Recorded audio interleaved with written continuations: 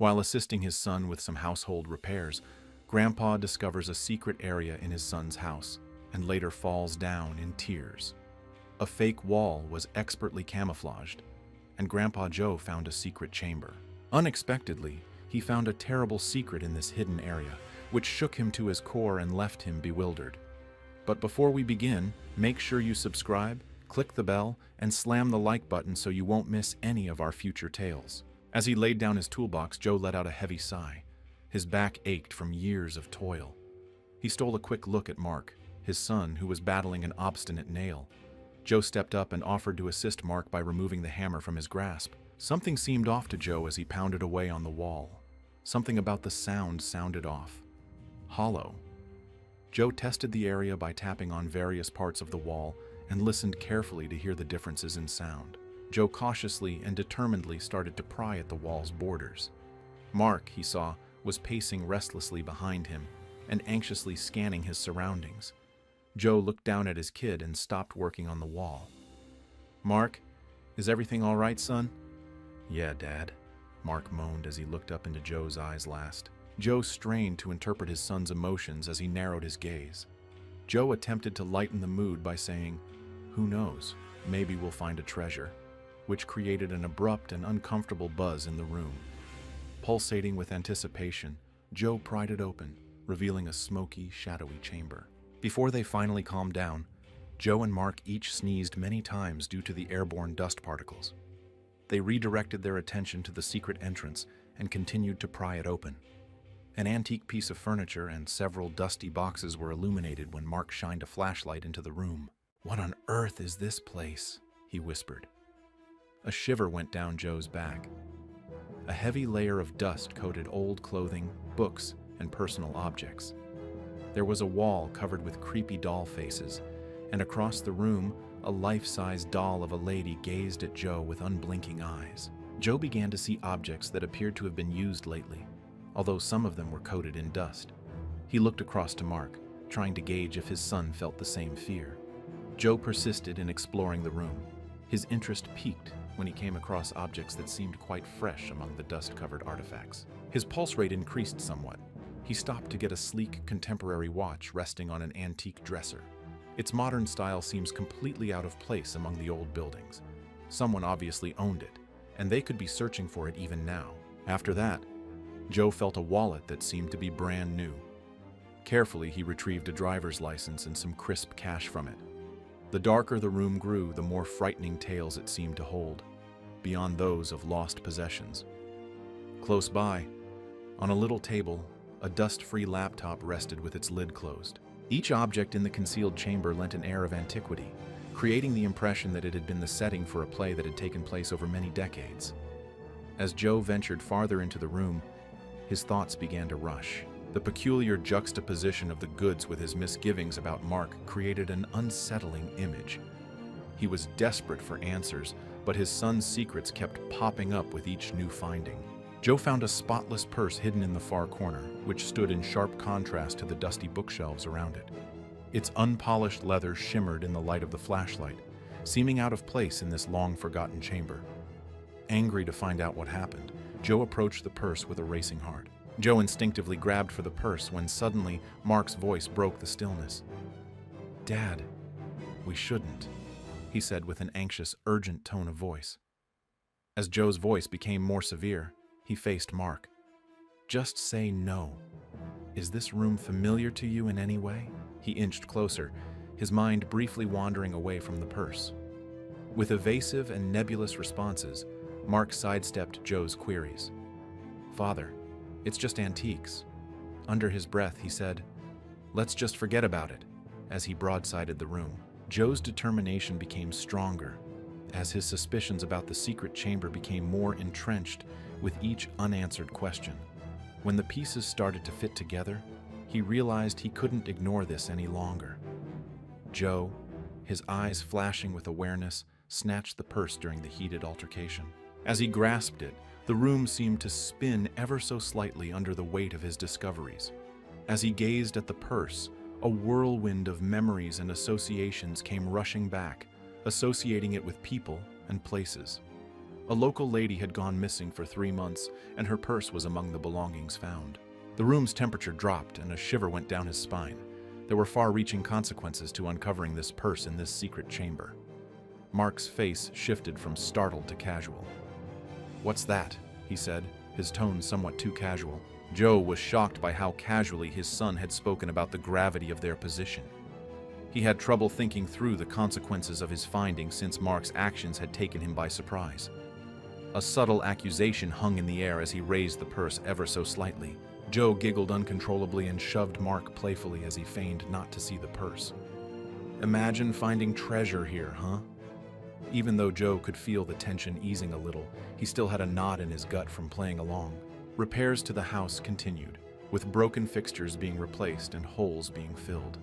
The notion of the purse and everything it may mean continued to plague Joe, taking his attention away from the work at hand. Joe took the purse in a stealthy manner while Mark was occupied in another room before he left. With his hands firm but his conscience in turmoil, he put it inside his own bag. He looked around to make sure Mark hadn't seen him as he zipped up his backpack. Confidential information seemed to weigh heavily on the shoulder bag. With an uncomfortable farewell, Joe embraced Mark and said his goodbyes as he got ready to go. He felt a mixture of relief and fear as he drove away. He stopped short of his destination because he needed a minute to collect himself. Seated in the shadow of a weathered oak tree, he fixated on the wheel, his thoughts swirling with several courses of action.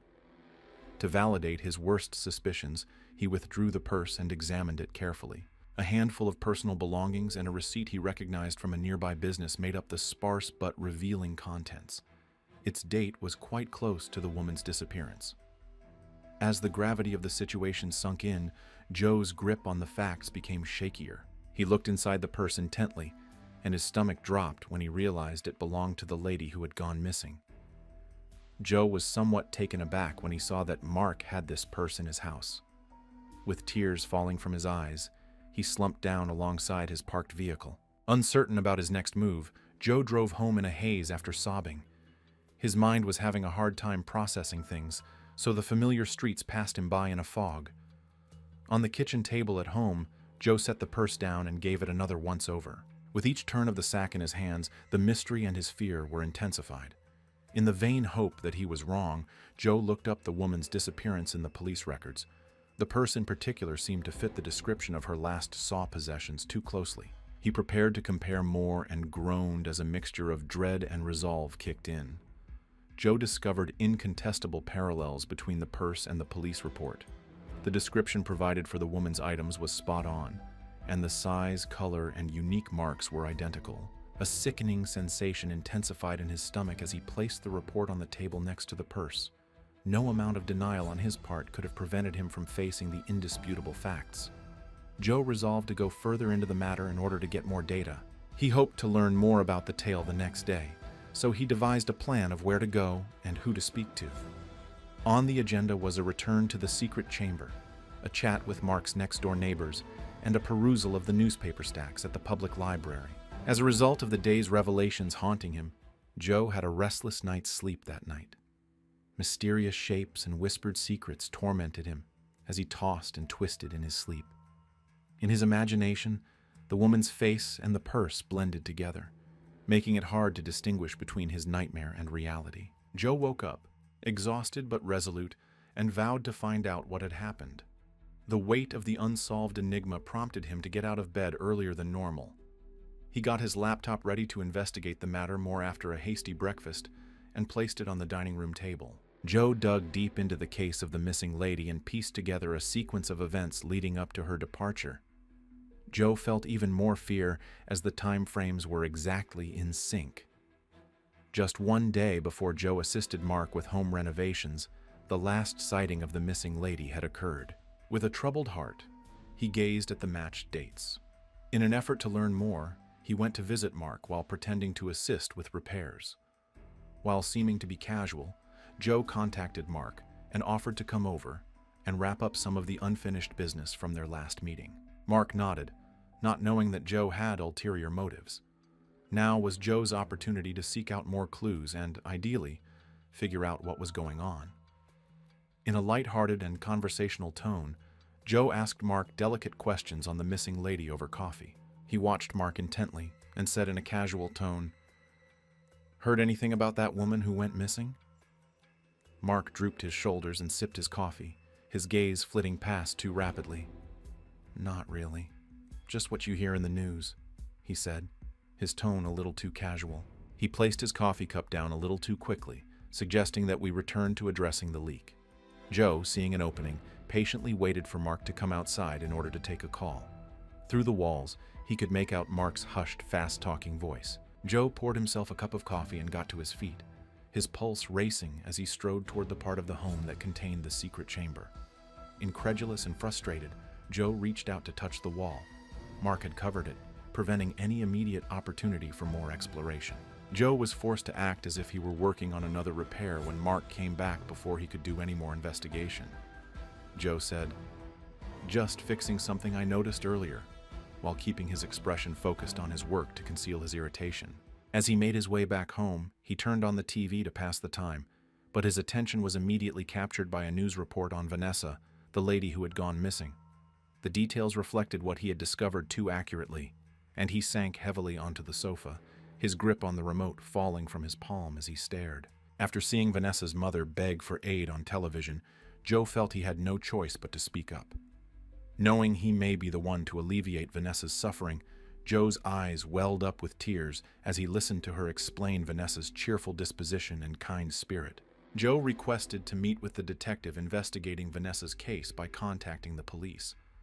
"It's about Vanessa," he choked out, his fingers clenching the phone in anticipation of the interrogation that was sure to come. Joe was worried but determined since the cops had promised to arrive the next day.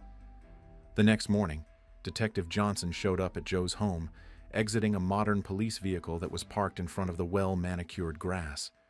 As he nodded firmly to Joe, the detective's serious face betrayed the seriousness of the matter. With an offer of coffee in hand, Joe welcomed the investigator inside. There was a stark contrast between the imminent intensity of the discussion and the carefree gesture of bringing coffee. As he showed the investigator the concealed chamber and the purse, he detailed his discovery. Joe placed the purse on the table, separating them, maintaining a steady tone despite the internal anguish he was experiencing. As Joe said, "Well, I found this hidden behind a wall at my son's house." He carefully observed the detective's response. Detective Johnson verified, "This is indeed Vanessa's handbag," as he examined the purse. "We have been searching for any indication of her possessions," the investigator said. "We must interview your son," he said, finishing by making eye contact with Joe. At this trying time, the detective silently showed his support by placing a reassuring hand on Joe's shoulder. At the crack of dawn, Detective Johnson and other cops descended upon Mark's residence in a concerted effort to apprehend him. As Mark was escorted to a police vehicle, Joe observed in agony, but was certain that he had acted correctly. He had his arms crossed over his chest. Joe had already found a newly plastered wall, so they broke it down and unlocked the secret area. Officers discovered further belongings belonging to Vanessa, such as her clothing and some personal papers, inside. Several hours thereafter, Vanessa came out of a secret doorway behind the room. Mark had given Vanessa a safe place to escape a poisonous setting, as Vanessa had confessed. "He offered this place to hide until things cooled down," she said to the shocked cops and a relieved Joe, who listened carefully. His concerns lifted a little. Keep an eye out for more incredible stories like this one by subscribing, giving this one a thumbs up, and pressing the notification bell.